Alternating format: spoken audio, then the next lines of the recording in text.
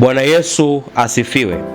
Hii ni huduma ya Tumaini Service, every soul is saved, na Mungu anatusaidia kila wakati, na Mungu yuko pamoja nasi kila wakati.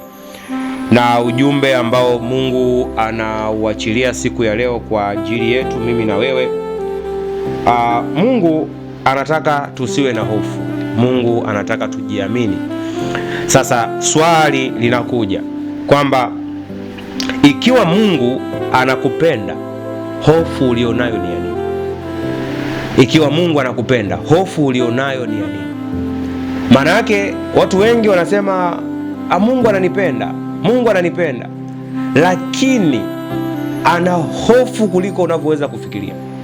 Ana hofu ya maisha, ana hofu ya uchumi, ana hofu ya kukosa kazi, ana hofu ya kukosa chakula, ana hofu ya kukosa mavazi, ana hofu kila eneo, ana hofu ya waganga, ya wachawi, mizimu, mapepo, ana hofu kila sehemu, lakini anasema Mungu anampenda.